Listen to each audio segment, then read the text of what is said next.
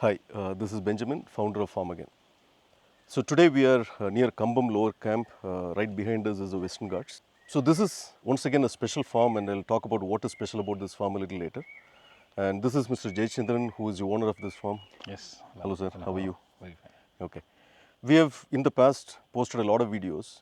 We talk about something that is useful to the farmers at times, and sometimes we also post videos where we talk about Growtron and how it benefits a farm. So the common question also had been, are all the Growtron installations 100% picture perfect? Has there never been an issue? So there are sometimes mistakes that happen. So especially when the mistakes are at the design side of the irrigation, it could impact the overall irrigation to a farm. So this farm has one such design issue. So we're going to talk about that in detail, and we're also going to talk about how to avoid this, so that farmers who are planning for a new irrigation or new automation system can benefit from this, understand what impacts the irrigation positively and negatively, and plan their irrigation accordingly. So that's the purpose of this video. So far the coconut farms that we have seen are all with inline laterals, and specifically we go with pressure compensated drip lines. And this farm is an exception in that sense, because you can see that the irrigation here happens through taps, and the ring structure is slightly away from the trunk. Most of the tap farms, you can see the rings very close to the trunk, but here it is little away from the trunk, which helps because it is closer to the roots. But the thing about this tap system is that the water gulps out as against drip, where it actually drips slowly, which means it requires a reasonable amount of pressure for water to come out and fill this ring at a short span of time. And if they are able to do that once in 3 days or 4 days of irrigation, should probably suffice to maintain the soil with reasonable amount of moisture. And this farm also has cocoa as intercrop. Generally, this region is suitable for cocoa and nutmeg. And this farmer, Mr. Jayachandran, is quite creative.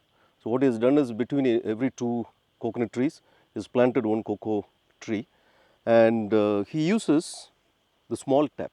This is also tap, but it's a 6 mm micro tube, and to the end he has attached a small tap. So the reason this is small versus the coconut being bigger is because for coconut you'll have to cover a large area. Moisture has to go to a large area because the root zone is larger.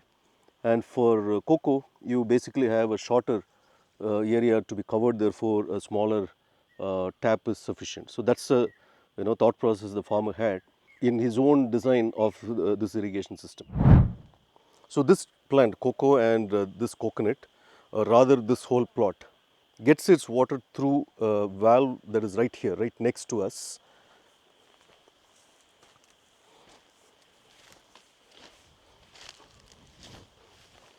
So this is a valve.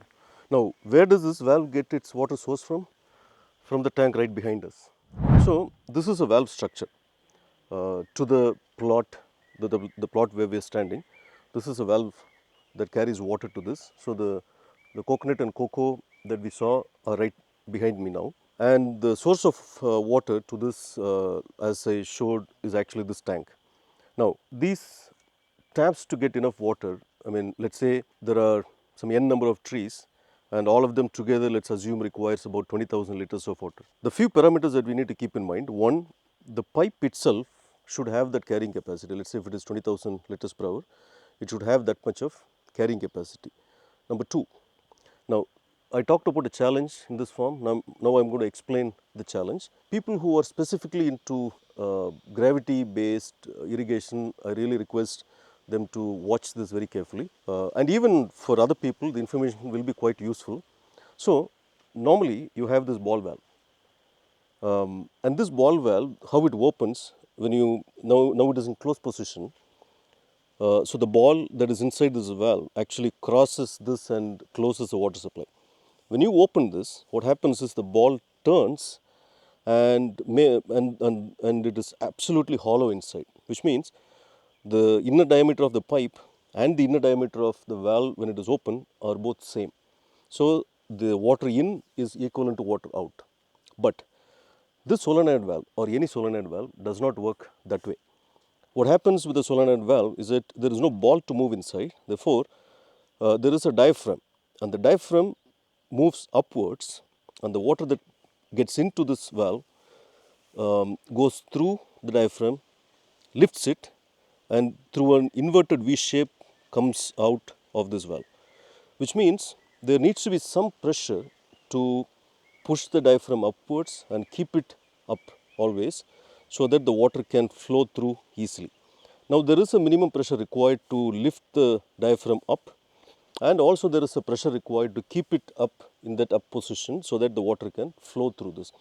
So this particular valve you are seeing here is rated for about 0.5 bar pressure. So which means it can open the diaphragm only at about 0.5 bar pressure.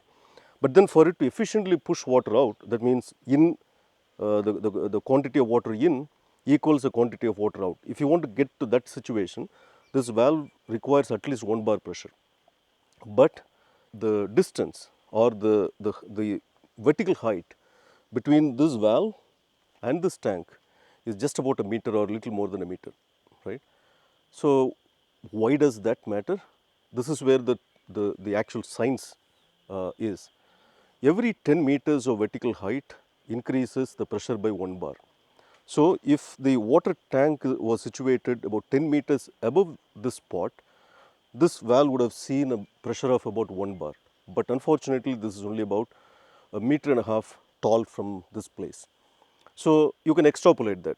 10 meters equivalent to 1 bar pressure, 20 meters equivalent to 2 bar pressure, so on and so forth. So now the system has been installed, but then there are a couple of valves in this farm that are very, very close to this water tank. Therefore, it does not get sufficient pressure for it to lift its diaphragm and keep the diaphragm open to make sure the irrigation is smooth. So this is the problem, the real challenge that I wanted to brief is this. Now, how do you solve this? Is there a solution first of all? Yes, there is. Like I said, the diaphragm needs a pressure to open. So what is the pressure required? About 1.5 would be the ideal pressure with which this can give pretty much full flow. Water in can be equal to water out. But then if you want to create 1.5 bar pressure, there are a few ways. One, take the tank upwards about 15 meters. Is it possible? No. So what is the other option? The other option is to calculate the right pump, which could give 1.5 bar pressure to the inlet of this pump. So if the water flow is about, let's say, 20,000 liters, so for 20,000 liters, to create 1.5 bar or 2 bar pressure at the inlet of the valve, what is a correct pump to go with? There are mathematics involved, some calculations involved, and based on the calculations, we derived that it should be around 2 to 3 HP rated pump, which could give that kind of a pressure. With that, you will be able to operate almost all the valves that are very next to this tank, and also the valves that are far away from this, which are deeper from this tank, will also work. Just to summarize, any agricultural irrigation system needs to have its pressure. I've heard a lot of people say that I did drip irrigation, but then I pulled it off. I am now doing a flood irrigation. So you won't have to get to that situation if one gave enough importance to the pressure calculations of each place. For instance, every bend and every tee has its own pressure loss, right? One needs to take into consideration all the pressure losses possible in this zone of this farm to even derive the input pressure that is actually required, and accordingly you'll have to calculate the pump unit. But generally what happens is the pump is already there. People talk in terms of HP. Generally that's what we hear, 5 HP, 10 HP, 7.5 HP. But really what we should talk about is not HP. It's about what is the pressure, or in other words, how many liters per hour can this pump push at what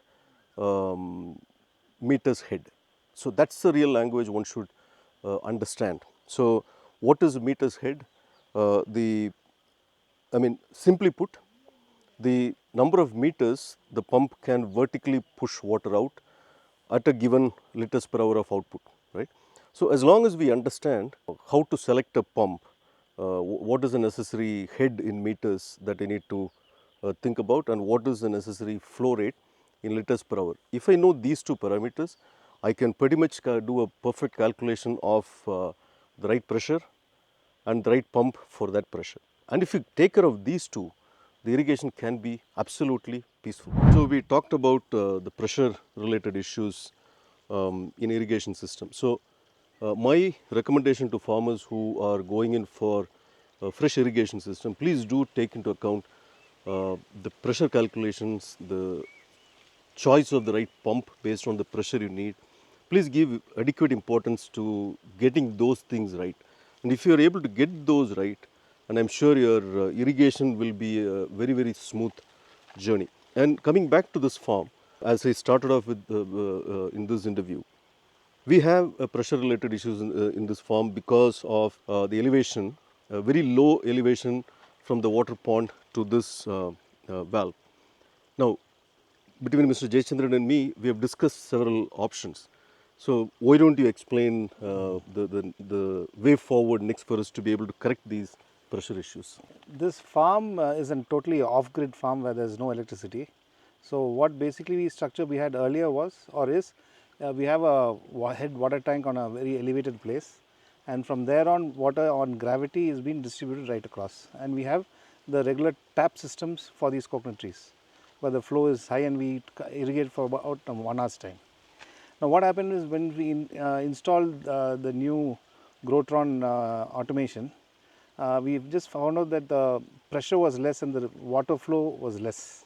So that is the issue we were having of the more time we needed to spend on irrigation. We didn't actually calculate the pressure, exact pressure required for each in this method. So that's why we actually had this challenge, and now me and Mr. Benjamin have come up with a solution.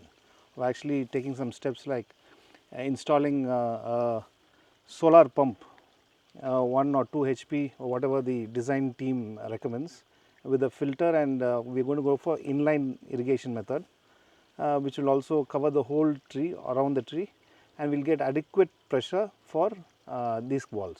So usually when we automate any farm, I mean, like I said in the previous video, we've done about 1,500 acres plus of coconuts farm alone.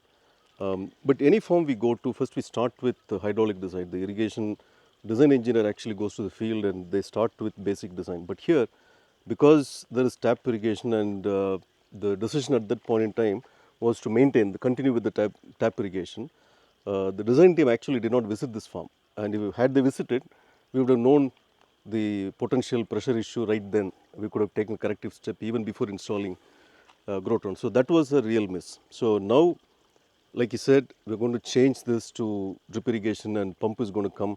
But before all of that, our hydraulic engineers will visit. They'll take the measurement, do the computer simulation, and after the simulation, then we will be able to conclude what pump you need, what is the pressure required, all of that we will know. So once we get that right, we'll be able to correct the irrigation, and similarly the fertigation is also going to come in the next phase. So trees like this, hybrid, any hybrid tree, and this particularly DJ, has a potential of about 250 nuts, coconut, mature nuts, and about 400 tender coconuts. But again, the only way you can even dream of getting to those numbers is by ensuring the right fertigation. The nutrition management plays a key role. So like we always say, there are two things. One is maintain the right moisture.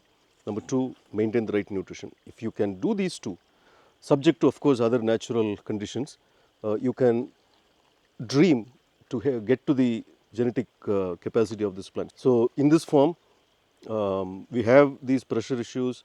We now have the way forward plan, and once that is corrected with the nutrition management, these are now about 5 years old trees. I think in about a year and a half, we should somewhere be able to go very close to the genetic potential of these trees. Irrigating land is being done by men as very traditional ways, and because of their inefficiencies, correct amount of water does not go to the plants. For example, they either over irrigate or under irrigate. So to actually have a correct schedule of exact timing, and you also can monitor how much of water you actually providing to the plant by your online app. You can control the app. You know exactly what kind of temperature with the sensors they give. You know exactly which land is dry. You can irrigate accordingly. The second is the land is irrigated in the night, so usually nobody comes, no manpower comes and irrigates in the night. We have night irrigation facility. We irrigate in the night, which is the apt time for irrigation between 6 to 10, 6 to 12, 6 to even night 1, 2 o'clock. It's all automated, and we have and these are I had taken a couple of quotations from other companies as well, but they had the whole farm had wires running all over the place, and it was very hard to maintain, I thought. So, but these are really wire free, and they are, as I mentioned earlier, it's an off grid, so we have no electricity here. It's all with the solar panels, so it's actually saved my purpose. We have some issues with the pressure, which we are going to sort it out now by including some extra pump, and it's been a great travel, good service. Even night 10 o'clock I can call the tech people for any advice or any solution, and in programming or anything in the app, and they are ready to help. So as discussed in this farm, to correct the pressure issues, we have worked out a strategy, and that will be executed right now, probably in the next few weeks to months. And by end of this year, end of 2024, we will come back, revisit, and then again shoot a video with the proper pressurized system. So I hope this video was useful, especially the pressure related information that is shared. Please try to apply this in your irrigation projects, and if you find this information useful to somebody else, please do share this with them. And to get notified of these kinds of informative videos in the future, please do subscribe. And until we meet again in another video, thank you for watching. Thank you very much. Thank you, sir.